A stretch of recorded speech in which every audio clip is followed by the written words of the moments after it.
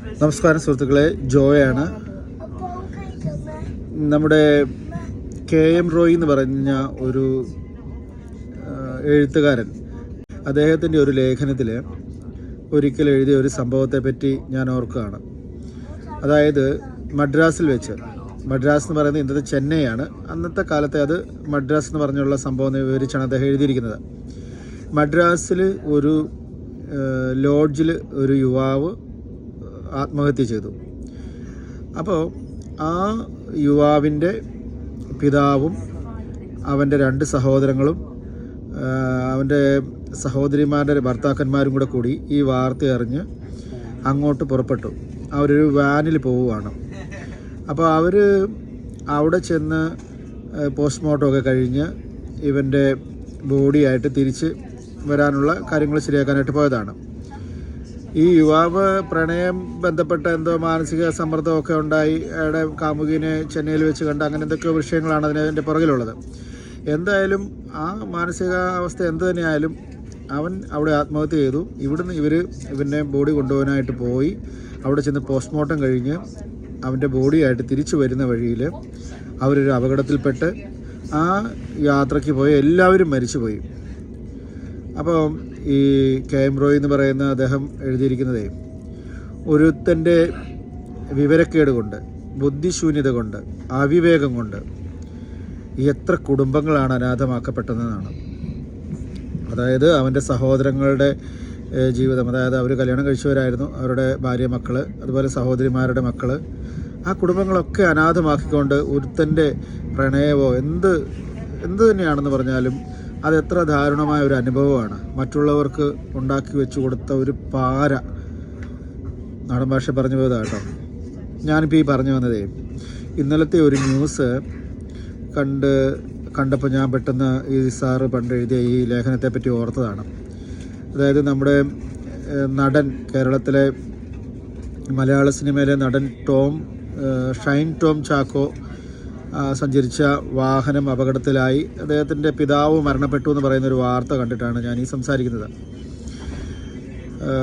ഷൈൻ ടോം ചാക്കോ എന്ന് പറഞ്ഞ നടനെ പറ്റി കുറച്ച് കാലങ്ങളായിട്ട് എപ്പോഴും ഒരു തർക്കങ്ങളും ചർച്ചകളും ഒക്കെ എല്ലാ മീഡിയാസിലും കാണാറുണ്ട്. അപ്പോൾ ഈ കഴിഞ്ഞ 1-2 മാസം മുമ്പ് അദ്ദേഹത്തിനെ പോലീസ് പിടിക്കുന്നു, മയക്കുമരുന്ന് ബന്ധപ്പെട്ട് സംസാരിക്കുന്നു, അദ്ദേഹത്തിനെ കസ്റ്റഡിയിലെടുക്കുന്നു എന്നൊക്കെ പറഞ്ഞുള്ള വാർത്ത. അപ്പോൾ അന്ന് നമ്മൾ ശ്രദ്ധിച്ചൊരു കാര്യമാണ്, ഇദ്ദേഹത്തിൻ്റെ പിതാവ് ഈ മീഡിയാസിനോട് മുഴുവൻ ശക്തമായി എതിർത്ത് സംസാരിക്കുന്നതും, ഞാൻ ഇഷ്ടംപോലെ കോടതി കണ്ടവനാ, കേസ് കണ്ടവനാ എന്നൊക്കെ പറഞ്ഞ് ഈ മകനെ പ്രതിരോധിച്ച് സംസാരിക്കുന്നത് നമ്മളൊക്കെ ശ്രദ്ധിച്ചതാണ്. അപ്പോൾ അന്നിപ്പം ഞാൻ ഓർക്കുന്നുണ്ട്, ഈ സോഷ്യൽ മീഡിയയുടെ വലിയ അറ്റാക്ക് അദ്ദേഹം നേരിട്ടു. കാരണം ഇങ്ങനെയാണോട് മകനെ സൃഷ്ടിക്കുന്നതെന്നും, എന്നിട്ട് മോനെ ഇങ്ങനെ വളർത്തിയിട്ട് ന്യായം പറയുന്നൊക്കെ പറഞ്ഞ് ഇദ്ദേഹത്തിനെതിരെ ഭയങ്കര ശകാരവർഷങ്ങളായിരുന്നല്ലോ ആളുകളുടെ മെസ്സേജ്. പക്ഷേ ഒരു കാര്യം സത്യമാണ്, കാക്കയ്ക്ക് തൻ കുഞ്ഞും പൊൻകുഞ്ഞെന്ന് പറയുന്നത് പോലെ സ്വന്തം മോനെ അദ്ദേഹം അല്ലാതെ ആരാ രക്ഷിക്കാനുള്ളത്? അപ്പോൾ ഷൈൻ ടോമിൻ്റെ പിതാവ് ഇന്നലെ മരിച്ചു എന്നുള്ള വാർത്തയോടെ പെട്ടെന്ന് ആ മനുഷ്യനെ, ഇപ്പോൾ പിന്നീട് അതിൻ്റെ സ്റ്റേറ്റ്മെൻറ്റ്സൊക്കെ, പല സ്റ്റേറ്റ്മെൻറ്റുകൾ കേൾക്കുമ്പോൾ ഷൈൻ പറയുന്നു, ഞാൻ പപ്പായായിട്ട് ഡാഡിയായിട്ട് സംസാരിച്ച് സന്തോഷമായിട്ട് തമാശ പറഞ്ഞ് യാത്ര ചെയ്തു, പാലക്കാട് ഇറങ്ങി ഞങ്ങൾ ഭക്ഷണം കഴിച്ചു, വീണ്ടും ഞാൻ ഉറങ്ങിപ്പോയി, ഉണർന്നപ്പോൾ എൻ്റെ പിതാവ് അടുത്തില്ലാന്ന് വിഷമത്തോടുകൂടി പറയുന്നവർക്കൊക്കെ വലിയ സങ്കടം തോന്നി. ഇതൊക്കെ സ്റ്റേറ്റ്മെൻറ്റ് പത്രങ്ങൾ വിട്ടോ കേട്ടോ, നമ്മൾ വേറെ ഒരിടത്ത് അറിഞ്ഞ റിപ്പോർട്ടല്ല. അപ്പോൾ ഞാനീ പറഞ്ഞു വന്നതേ, ഈ എന്ത് തന്നെയാണെന്ന് പറഞ്ഞാലും നമ്മൾ ഈ ജീവിതത്തെ കിടന്ന് ഒത്തിരി ഇട്ട് അമ്മാനം ആടുമ്പോഴേ അതിനകത്ത് ചില നഷ്ടങ്ങൾ നമുക്കൊരിക്കലും തിരിച്ച് കിട്ടാൻ വയ്യാത്ത നഷ്ടങ്ങൾ വരും.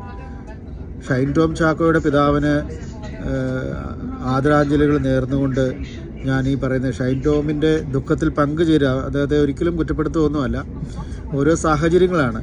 എങ്കിലും വളർന്നു വരുന്ന തലമുറകളോടൊക്കെ നമുക്ക് പറയാനുള്ള കാര്യങ്ങൾ ഇതൊക്കെ തന്നെയുള്ളൂ. നമ്മൾ കിടന്ന് കളിക്കുന്ന ചില കളികൾക്ക് നമുക്കൊരു ചിന്തയുണ്ട്, നമ്മുടെ കാരണവന്മാരും നമ്മുടെ സ്വന്തം എല്ലാവരും നമ്മുടെ കൂടെ ഉണ്ടാവും, നമുക്ക് എന്ത് കളിയും കളിക്കാവുന്ന. അത് നമ്മുടെ ഒരു ആവശ്യമില്ലാത്ത ഉറപ്പാണ്. നമ്മളെ സ്നേഹിക്കുന്ന നമ്മുടെ മാതാപിതാക്കൾ നമ്മുടെ ചുറ്റും ഉണ്ടാവും. അവരെ നമുക്ക് എപ്പോൾ വേണമെങ്കിലും വിളിക്കാം, വഴക്ക് പറയാം, അവർ നമ്മളോട് എന്തിനും ഉണ്ടാവും. അതുകൊണ്ട് നമുക്ക് സകല കുട്ടകളെയും നടത്താമെന്ന് നമുക്കൊരു ചിന്ത, നമ്മുടെ ആവശ്യമില്ലാത്ത അഹങ്കാരം. അതായത് മേജർ രവിയുടെ ഒരു ഇൻ്റർവ്യൂ ഈ യൂട്യൂബിലൊക്കെ കിടപ്പുണ്ട്. മേജർ രവിയുടെ അമ്മയെ പറ്റി പറയുന്ന ഒരു കാര്യമാണ്. അദ്ദേഹം പറയുന്നുണ്ട്, അമ്മയെ വിളിച്ച് ഇങ്ങനെ സംസാരിക്കുമ്പം ഒരു ഓണത്തിനോ മറ്റോ എന്താ മോനെ നീ വരുന്നില്ലേ എന്ന് വിളിച്ച് ചോദിച്ചപ്പം ഞാൻ അമ്മയുടെ നേരെ ചൂടായി, അമ്മ എന്തിനാ നേരെ വിളിച്ച് വരാൻ പറയുന്നത്, അങ്ങനെ ഇങ്ങനെയൊക്കെ പറഞ്ഞ് നമുക്ക് ഓരോ ശകാരങ്ങളൊക്കെ കഴിഞ്ഞു. എന്നിട്ട് ഇദ്ദേഹം തന്നെ പറയുന്നത് ഇത് നമ്മുടെ അഹങ്കാരമാണ്. കാരണം എനിക്ക് നാളെയും വിളിച്ച് വഴക്കാം, എൻ്റെ അമ്മയല്ലേ, എനിക്ക് നാളെയും വിളിക്കാൻ വഴക്കറിയാം, നാളത്തെ കഴിഞ്ഞ് വഴക്കുണ്ടാക്കാം, എന്നെ അമ്മ സ്നേഹിച്ചോളും, എന്ത് പറഞ്ഞാലും എന്നൊക്കെ പറഞ്ഞുകൊണ്ടിരിക്കാൻ എളുപ്പമാണ്. പക്ഷേ അത് നമ്മുടെ ആവശ്യമില്ലാത്ത അഹങ്കാരമാണ്. അത് അദ്ദേഹം തന്നെ കണ്ണ് നിറഞ്ഞ് ആ ഇൻ്റർവ്യൂ നമുക്ക് കാണാൻ പറ്റത്തില്ല. പിന്നീട് മേജർ രവിക്ക് അമ്മ നഷ്ടപ്പെട്ടു. പിന്നീട് അദ്ദേഹത്തിന് അമ്മയെ കിട്ടിയില്ല. ആ വഴക്കിന് ശേഷം അമ്മയുടെ വഴക്കെന്ന് പറഞ്ഞാൽ അമ്മ മക്കൾ തമ്മിലുള്ള ഒരു വഴക്കെന്നുള്ളതേ ഉള്ളൂ. അപ്പോൾ പക്ഷേ അമ്മയുടെ വഴക്ക് പറഞ്ഞ് പിന്നീട് അമ്മ മരിച്ച വാർത്തയാണ് അദ്ദേഹം അറിയുന്നത്.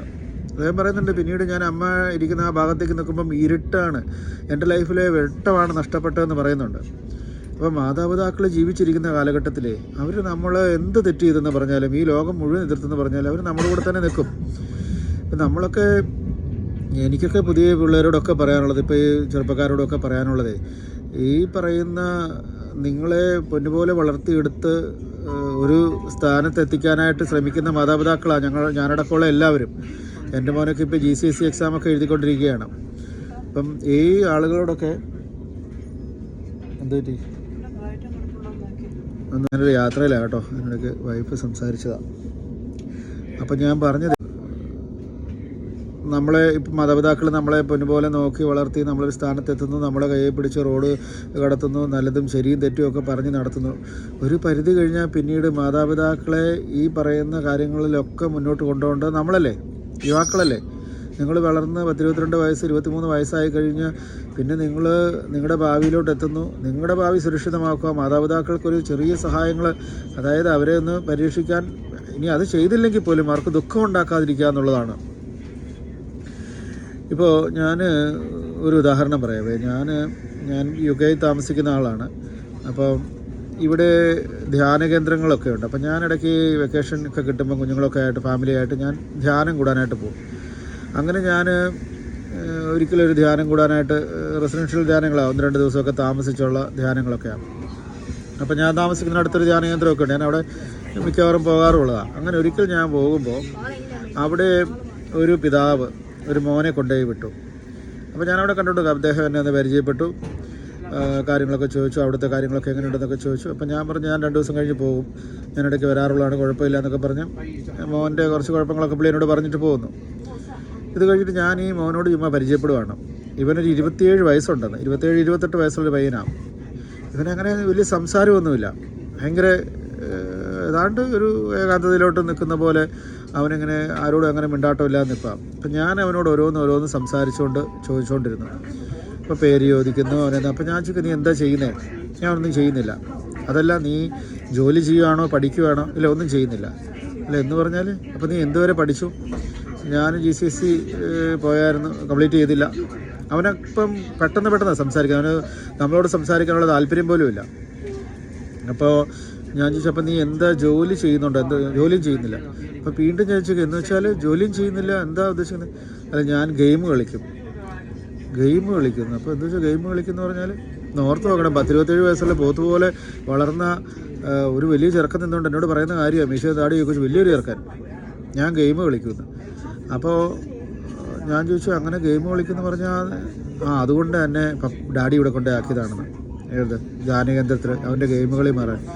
ഈ 10-28 വയസ്സുള്ള ഇവൻ്റെയൊക്കെ ഗെയിം കളി എന്ന് മാറി, ഞാൻ പറഞ്ഞില്ല, ഈ അപ്പൻ എന്നിട്ട് ഓടിപ്പോവുക, ചങ്ക പഞ്ഞു വെച്ചിട്ട് ഓടിപ്പോയി. ബിൽസ് അടയ്ക്കണ്ടേ, കുടുംബമില്ലേ, ജീവിതമില്ലേ, മക്കൾ വലുതായിട്ട് ഇതുപോലെ പോത്ത് പോലെ വളർന്ന് ഇതുപോലത്തെ എന്നാ പറഞ്ഞ വിവരവും ഇല്ല, ബോധവും ഇല്ല, കഴുതയുടെ കൂട്ടായി കഴിഞ്ഞാൽ എന്നാ ചെയ്യുന്നേ? ഇത് ഞാൻ അങ്ങനെ ചുമ്മാ ആരോപിച്ച് പറഞ്ഞതല്ല. ചില സാഹചര്യങ്ങളിൽ പിള്ളേർ പെട്ട് പോകുമായിരിക്കും. എങ്കിലും ബോധവും വിവേകമുള്ള പിള്ളേരോട് പറയുക, ചുറ്റും പ്രലോഭനങ്ങളാണ് ഉള്ളത്, അതിനകത്ത് പെട്ട് നിങ്ങൾ കുഴപ്പത്തിലോട്ടായി കഴിഞ്ഞാൽ, ഇപ്പം ഒന്ന് ഓർത്ത് വെക്കുക, ആ പിതാവ് പാവം, അദ്ദേഹം അവനെ ഇങ്ങനെ വളർത്തുന്നു, എന്നിട്ട് കൊണ്ട് ധ്യാനകേന്ദ്രത്തിൽ കൊണ്ടേ ആക്കുന്നു, എന്നിട്ട് നേരെയാകണം എന്നൊക്കെ ഓർത്തുകൊണ്ടുള്ള കാര്യങ്ങളാണ് ചെയ്യുന്നത്. പക്ഷേ അങ്ങനെയൊന്നും ആയിട്ടില്ല, എന്നാ ചെയ്യും? കുറച്ച് കഴിഞ്ഞ് ഇവനെ ആര് നോക്കും? ആർക്കാ റെസ്പോൺസിബിലിറ്റി ഉള്ളത്? ഈ വായിലേക്ക് വല്ലതും പോകണ്ടേ, ഭക്ഷണം കഴിക്കണ്ടേ? ഒരു ചെറുപ്പക്കാരനെ കൊണ്ടൊക്കെ എന്തോരം കോൺട്രിബ്യൂഷൻ ഉണ്ട് ഒരു സമൂഹത്തിന്. അതൊന്നും ഇല്ലാതെ ബ്ലാങ്ക് ആയിട്ടൊരു ഇറക്കൻ ഇങ്ങനെ നിന്നാൽ അതിൻ്റെയൊക്കെ അർത്ഥം എന്താ? ഞാൻ ഓർക്കുവാണ്, ഞാൻ ഒഴൂർ കോളേജിൽ ഡിഗ്രിക്ക് പഠിക്കുന്ന ഒരു കാലഘട്ടത്തിൽ ഞങ്ങളൊക്കെ എപ്പോഴും താമസിച്ചാണ് കോളേജിൽ നിന്ന് പോരുന്നത്. ചുമ്മാ അവിടെ വർത്താനൊക്കെ പറഞ്ഞ് കൂട്ടുകാരെ കൂടെ അവിടെ ഇരിക്കും. അങ്ങനെ ഒരു ദിവസം നിൽക്കുമ്പോഴേക്കും ഒരു മനുഷ്യൻ, ഒരു കാല് സുഖമില്ലാത്ത ഒരാളെ ഏന്തി നടന്നു വരിക. ചട്ടുകാലെന്ന് പറയത്തില്ല, എന്ന് പറഞ്ഞാൽ പുള്ളിക്കാരിങ്ങനെ ഏന്തി കഷ്ടപ്പെട്ട്. അത് ഒഴൂർ കോളേജ് ഇരിക്കുന്ന ഒരു കുന്നിൻ മുകളിലാണ്. ആ കുന്നിൻ മുകളിലേക്ക് ചട്ടി പാവം ആ മനുഷ്യൻ നടന്നു വരിക. അപ്പോൾ ഇവിടെ ആരാടാ എന്നാന്ന് വെച്ചപ്പോൾ ഞങ്ങളോട് വന്ന് ഇദ്ദേഹം ചോദിക്കുകയാണ് കോളേജിലെ ഡിപ്പാർട്ട്മെൻറ്റ്സിൻ്റെ കാര്യവും പ്രിൻസിപ്പളുടെ കാര്യമൊക്കെ ചോദിക്കുക. അപ്പം പ്രിൻസിപ്പളുണ്ട്, മോളുണ്ട്, അതെന്നൊക്കെ പറഞ്ഞ് ഞങ്ങൾ നിന്ന്. അപ്പോൾ ആരാ എന്നാന്ന് അന്വേഷിച്ചപ്പം ആ കോളേജിൽ പഠിക്കുന്ന ഒരു ഡിഗ്രിക്ക് പഠിക്കുന്നവരുടെ കാര്യം തന്നെയാണ് പറയുന്നത്. അപ്പം ഞങ്ങൾ തമ്മിൽ അവർ പോയി കഴിഞ്ഞപ്പോഴും മനസ്സിലാക്കിയപ്പോൾ ഇത്രയേ ഉള്ളൂ. ഈ ഓർഡർലിമാരെ പോലെ ചേച്ചിമാരൊക്കെ വർക്ക് ചെയ്യുന്നുണ്ടായിരുന്നു ഒഴൂർ കോളേജിൽ. അപ്പോൾ അതിലേതോ ഒരു ചേച്ചിനെ ഇവൻ കടന്നു പിടിച്ചു. ഒന്ന് ഓർത്ത് നോക്കുകയാണെ, സാമ്പത്തികമായിട്ടൊന്നുമില്ലാത്തൊരു വീട്ടിലെയാണ്. അപ്പൻ കാല് വയ്യാതെ പാവം ഒരു മനുഷ്യൻ. ഇവൻ ആ ചേച്ചിയെ കയറി പിടിച്ചതിന് അപ്പനെ വിളിച്ചിരിക്കുക വീട്ടിലേക്ക് പ്രിൻസിപ്പള്. ആ കാലത്ത് ഒഴൂർ കോളേജിലെ പ്രിൻസിപ്പൾ ഒരു സാറുണ്ടായിരുന്നു, പുള്ളിയുടെ പേര് ഞാനിപ്പോൾ പറഞ്ഞില്ല, മരിച്ചുപോയി. അത്രയും സ്ട്രിക്റ്റ് ആയ ഒരു മനുഷ്യൻ ഈ ഭൂമി കാണിയല്ല. പട്ടാളക്കാരനൊക്കെ ആയിരുന്നു അദ്ദേഹം റിട്ടയർഡായിട്ട് പിന്നെ എന്താണ്ട് അങ്ങനെ അതിൻ്റെ ചരിത്രം കിടക്കുന്നത്. അദ്ദേഹം ഭയങ്കര ഒരുപാട് പിള്ളേരുടെ ഭാവിയൊക്കെ പോയിട്ടുണ്ട് പുള്ളിക്കാരൻ്റെ ചില കഠിന തീരുമാനങ്ങൾ കാരണം. അങ്ങനെ ഒരു മനുഷ്യൻ ഒരു മുഖനോട്ടവും ഇല്ലാതെ മുഖത്തടിച്ച പോലെ വർത്തമാനം പറയുന്ന ഒരു പ്രിൻസിപ്പളാണ്. അദ്ദേഹത്തിൻ്റെ അടുത്തേക്കാണ് ഈ പാവം മനുഷ്യൻ പോകുന്നത്, കാലും വയ്യാത്ത മനുഷ്യൻ. ഞങ്ങൾ കേട്ടോണ്ടിരിക്കുക താഴെ. അത്രയും അലർക്കൊണ്ട് പ്രിൻസിപ്പാൾ അദ്ദേഹത്തോട് സംസാരിച്ചത്, എന്തിനാടോ താൻ ഇവനെയൊക്കെ ഉണ്ടാക്കിയതെന്നൊക്കെ ഉള്ള രീതിയിലുള്ള ഭയങ്കര അപമാനിച്ച് വർത്തമാനവും ബഹളവും ഒക്കെ നടക്കുക. അപ്പം ഞാൻ ഓർക്കുന്നതേ, ഞങ്ങളൊക്കെ അന്ന് ഞങ്ങൾ ചെറുപ്പക്കാരല്ല, ഞങ്ങൾ താഴെ ഇരുന്ന് ഞങ്ങൾ സംസാരിക്കുമ്പോഴേ ഒരു മകനെ ഉണ്ടാക്കിയതുകൊണ്ടേ മേലാത്ത അപ്പൻ കട നടത്തുക. ഈ കാല് വയ്യാത്ത അപ്പനും അമ്മയും കൂടി ഒരു കട നടത്തുക. അവനെ കോളേജിൽ എങ്ങനെ കഷ്ടപ്പെട്ട് പഠിപ്പിക്കാൻ വിട്ടപ്പം അവൻ കണ്ട വൃത്തികേട് കാണിച്ചിട്ട് ഈ പ്രിൻസിപ്പൾ അയാളുടെ വായിലിരിക്കുന്ന ചീത്തകളെല്ലാം പറഞ്ഞ് ഒന്ന് ഓർത്ത് നോക്കിയേ. കരഞ്ഞുകൊണ്ട് ആ പിതാവ് ഇറങ്ങി പോകുന്നത് ഞാൻ കണ്ടിട്ടുണ്ട്. അന്നൊക്കെ എനിക്കൊക്കെ ഒത്തിരി സങ്കടം തോന്നി അതൊക്കെ കണ്ട്. ഇപ്പം ഞാനിപ്പോൾ ഇത്രയോ ഉദാഹരണങ്ങളൊക്കെ ഇറങ്ങുന്നു. എന്നെ കേൾക്കുന്ന ഏതെങ്കിലും കൊച്ചുങ്ങൾ കേൾക്കുന്നുണ്ടോ ഞാൻ പറയാം, എൻ്റെ മക്കളെ, ഇത് നമുക്കൊക്കെ ഇപ്പം എന്നാ പ്രായമായി, ഇനിയിപ്പം നമുക്കൊക്കെ എന്ത് കാലം ഉണ്ടെന്നാ. എന്തായാലും ഇരുന്നിടത്തോളം ഇരിക്കാൻ പോകുന്നില്ല. ഇനിയൊക്കെ ഞങ്ങളെ നയിക്കേണ്ട നിങ്ങളൊക്കെ ഇതുപോലെ കുഴപ്പത്തിലോട്ട് പോയാൽ ഇന്നത്തെ കാലത്ത് മയക്കുമരുന്നായിട്ടും അതായിട്ടും ഇതായിട്ടും ഒക്കെ പ്രശ്നങ്ങളാണ്. കുടുംബത്ത് പ്രായമായി അല്ലെങ്കിൽ ജീവിതത്തിൻ്റെ ഏറ്റവും നല്ല മുഹൂർത്തത്തിൽ അന്തസ്സായിട്ട് ജീവിതം തുടങ്ങേണ്ട നിങ്ങൾ ഇതുപോലെയൊക്കെ ആയാലും എന്നാ ചെയ്യും? ഇപ്പോൾ ഷൈൻ ടോം ചാക്കോയുടെ അപ്പൻ തൊടുപുഴയിൽ അവനെ ചികിത്സിച്ചതിന് ശേഷം ബാംഗ്ലൂരിലോട്ട് കൊണ്ടുപോവുകയാണ്. ആ അപ്പൻ മോനെ രക്ഷപ്പെടുത്താനായിട്ട് ഉള്ള എത്ര ആരോപണങ്ങൾ എന്ത് കേട്ടെന്ന് പറഞ്ഞാലും മോനെ സന്തോഷമായിട്ട് കൊണ്ടുപോകാൻ. സ്വന്തം മോനാന്നേ, മക്കളോടുള്ള അപ്പന്മാരുടെ ആറ്റിറ്റ്യൂഡ് അതാന്നേ. അപ്പം ആ കൊണ്ടുപോകുന്ന പോക്കിന് ആ അപ്പൻ പോയി. ഷൈന് ഇനിയാണ് അപ്പൻ്റെ വില അറിയാൻ പോകുന്നത്. ആളില്ല, നമ്മൾ കണ്ണില്ലാത്തപ്പോഴേ കണ്ണിൻ്റെ വില അറിയാവുള്ളൂ എന്ന് പറഞ്ഞാൽ ഷൈനെ കുറ്റപ്പെടുത്തി പറയുന്നതല്ല കേട്ടോ. ഷൈൻ്റെ ബലം എനിക്ക് തോന്നിയിട്ടുണ്ട്. അന്ന് ഞാൻ ആ വാർത്തകളൊക്കെ കാണുന്നുണ്ടായിരുന്നു. പ്രത്യേകിച്ച് തൊടുപുഴ ഹോസ്പിറ്റലിൽ ചെയ്യുമ്പോൾ ഡാഡി എന്ത് ചെയ്യും, എൻ്റെ ഡാഡിയും മമ്മിയും വരുന്നൊക്കെ ഒരു കൊച്ചു കുഞ്ഞിനെ പോലെ അവൻ പറയുന്നതൊക്കെ നമ്മൾ കേൾക്കുന്നുണ്ടായിരുന്നു, ഈ ഷൈൻ ടോം ചാക്കോ. അപ്പോൾ അവന് ഒരുപക്ഷെ ഈ ബഹളത്തിനും അല്ലെങ്കിൽ ഇതൊക്കെ ചെയ്യാനുള്ള അവൻ്റെ ഒരു മനോധൈര്യം അവൻ്റെ അപ്പൻ അവനെ പ്രൊട്ടക്റ്റ് ചെയ്യാനുള്ളത് കൊണ്ട് തന്നെയാണ്. എനിക്കെൻ്റെ അപ്പനുണ്ടെന്നൊരു ധാരണയുണ്ട്. എനിക്കെൻ്റെ അപ്പനുണ്ടെന്ന് പറയുന്നൊരു ആത്മാഭിമാനം നമുക്കുണ്ടാവുമല്ലോ. അപ്പോൾ അവരെയൊക്കെ നമ്മൾ ദുഃഖിപ്പിച്ച് സങ്കടപ്പെടുത്തി കൊല്ലാക്കൊല ചെയ്യരുത്. ഈ വാർദ്ധക്യ കാലത്തിലിരിക്കുന്ന കാർന്നോക്കന്മാരെ അവരുടെ ജീവിത സായാഹ്നത്തിൽ കൈപിടിച്ച് പൊന്നുപോലെ നോക്കേണ്ട മക്കൾ ദുഃഖം ഉണ്ടാക്കരുത്. എന്നെ കേൾക്കുന്ന ഓരോ മക്കളോടും ഞാൻ വിനീതമായി തൊഴുതുകൊണ്ട് പറയുകയാണ്, ഇനി പണ്ടത്തെ ചുണയൊന്നും ഇനി ഞങ്ങൾക്കൊന്നും മുന്നോട്ടില്ല. പണ്ടൊക്കെ നമ്മൾ ചെയ്യാത്തതും ഒന്നുമില്ല. ഏത് സമയത്ത് എതിലെ മേളം ഓടാനും ചാടാനും പറയും. ഇനി മുന്നോട്ട് വരുംതോറും ആകുലതകളാണ്. കൊച്ചുങ്ങൾ പുറത്തോട്ട് പോകുമ്പോഴും വരുമ്പോഴും എന്താ ചെയ്യുന്നത്, എവിടെയാന്നൊക്കെ. പിള്ളേർക്കൊന്നും ഇഷ്ടപ്പെടുന്നില്ല. എന്തിനാ ഇതുപോലെ ഞങ്ങളെ ഫോളോ ചെയ്യുന്നത്? നിങ്ങളുടെ ഒരു നന്മയ്ക്ക് വേണ്ടിയിട്ടാണ്. നിങ്ങളെ ഒന്നും പറ്റരുതേ, നിങ്ങൾ സേഫ് ആയിരിക്കണേ എന്നുള്ള പ്രാർത്ഥന കൊണ്ടൊക്കെയാണ് നമ്മളിങ്ങനെ ചിന്തിക്കുകയും അന്വേഷിക്കുകയും ചെയ്യുന്നത്. ഇപ്പം ഞാൻ പറഞ്ഞതേ, ഷൈൻ ടോം ഇപ്പം എൻ്റെ ഡാഡി ഞാൻ ഉറങ്ങി എണീറ്റപ്പോഴേക്ക് ഇല്ല എന്ന് പറയുന്നു. ഒരുപക്ഷെ ഇനി അവന് ഉണ്ടാകാൻ പോകുന്ന സങ്കടം വലിയ ദുഃഖമായിരിക്കും അത്. അപ്പോൾ ദൈവം അനുഗ്രഹിക്കട്ടെ, ഷൈൻ ടോമിൻ്റെ മനസ്സിന് ശാന്തി കിട്ടട്ടെ. ഞാനൊരിക്കലും അവനെ ആരോപിച്ച് പറഞ്ഞതല്ല. എനിക്ക് പാവമാണ് തോന്നുന്നത്, സങ്കടമാണ് ഷൈനോട്. അപ്പം ഷൈനെ പോലെ മുഖ്യധാരയിൽ നിൽക്കുന്ന ഇത്രയും വലിയൊരു നടൻ്റെ ജീവിതത്തിൽ വന്ന ഈ അനുഭവം നമ്മുടെ മുൻപിൽ നമ്മൾ കണ്ടുകൊണ്ടിരിക്കുക. അപ്പോൾ പുതിയ മക്കളെല്ലാവരും ഈ ന്യൂ ജനറേഷൻ എല്ലാം ഷൈൻ്റെ സിനിമ കാണുന്നതൊക്കെ ഷൈൻ്റെ ജീവിതം കണ്ടല്ലോ. ഇപ്പോൾ അത് കാണുമ്പോൾ നിങ്ങൾ അതിൽ നിന്നൊരു പാഠം ഉൾക്കൊള്ളണമെന്നേ പറയുള്ളൂ. നിങ്ങളുടെ അപ്പനും അമ്മയും നിങ്ങൾക്ക് വേണ്ടി ഏത് സമയത്തും എങ്ങോട്ടും ഇറങ്ങി തിരിക്കാൻ തയ്യാറാണ്. പക്ഷേ അവരെ നിങ്ങൾ കരയിച്ചുകൊണ്ട് ഇതിനൊന്നും അവർ നിങ്ങളെ വിഷമിപ്പിക്കേണ്ടെന്ന് ഓർത്ത് അവർ സങ്കടപ്പെടാത്തതായിരിക്കും. ഇപ്പോൾ ഷൈൻ്റെ അപ്പൻ പൊട്ടിച്ചിരിച്ച് അവനോട് തമാശ പറഞ്ഞ് കൊണ്ടുപോയെന്ന് പറയുമ്പോൾ അദ്ദേഹത്തിൻ്റെ മനസ്സിൽ സങ്കടമായിരിക്കും. മോനിങ്ങനെ ഒരു കുഴപ്പം വന്നെന്നൊരു സങ്കടം ഉണ്ടാവും, ഇല്ലെന്ന് തോന്നുന്നുണ്ടോ? അവൻ രക്ഷപ്പെടണമെന്ന് സങ്കടപ്പെടുന്നുണ്ടാവും. അപ്പം നിങ്ങളുടെ മുന്നിൽ കരയാത്ത ഒരു മാതാപിതാക്കൾ അവരുടെ ഉള്ളിൽ കരയുന്നുണ്ടോ നിങ്ങൾ അന്വേഷിക്കണം മക്കളെ. മാതാപിതാക്കൾ കരയുന്നുണ്ടോ നിങ്ങൾ അന്വേഷിക്കണം. തീർച്ചയായിട്ടും നമുക്ക് ജന്മം തന്നവരാണ്, അവരോട് നമുക്ക് ഉത്തരവാദിത്തങ്ങളുണ്ട്. നിങ്ങൾക്ക് അവരെ നോക്കാൻ പറ്റിയില്ല, അതൊക്കെ നിങ്ങളുടെ ചോയ്സാണ്. നിങ്ങളവരെ നോക്കുന്നുണ്ടോ, ആർഥിക കാലത്ത് നോക്കുന്നുണ്ടോ, പൈസ കൊടുക്കുന്നുണ്ടോ എന്നുള്ളതൊക്കെ നിങ്ങളുടെ ചോയ്സാണ്. പക്ഷേ നിങ്ങൾ നശിക്കുന്നതും നിങ്ങൾ കഷ്ടപ്പെടുന്നതും ഒരു മാതാപിതാക്കൾക്കും സന്തോഷമുള്ള കാര്യമല്ല. അതുകൊണ്ട് ജീവിതത്തെ വളരെ സേഫായിട്ടും അങ്ങനെ നിങ്ങൾ എന്നാ പറയുന്നത്, ചുമ്മാതിട്ട് അമ്മാനം ആടരുത്. എപ്പോഴും എല്ലാവരും ഉണ്ടാവത്തില്ല. മേജർ രവി എന്ന് പറഞ്ഞ് കരഞ്ഞതുപോലെ നമുക്ക് എപ്പോൾ നോക്കിയാലും എൻ്റെ അപ്പനും അമ്മയും അവിടെ ഉണ്ടാവുന്നൊരു തോന്നൽ വേണ്ട മക്കളെ. വിളിക്കുമ്പോൾ അവരവിടെ ഇല്ലെങ്കിലുള്ള സങ്കടം വലുതാണ്. നമുക്ക് ആ നഷ്ടം ഒരിക്കലും നികത്താൻ പറ്റത്തില്ല. എനിക്ക് മനസ്സിന് അപ്പടി സങ്കടമുള്ളൊരു വിഷയമായിട്ട് ഇതിനെ തോന്നിക്കൊണ്ട് കേട്ടോ. ഞാനിപ്പോൾ സത്യം പറഞ്ഞാൽ ട്രെയിനിലൊരു യാത്ര ചെയ്തുകൊണ്ടിരിക്കുമ്പോഴേ സംസാരിക്കുന്നത് പോലും. ഓക്കെ എന്നാലും കേട്ടോ, ബൈ, താങ്ക് യു.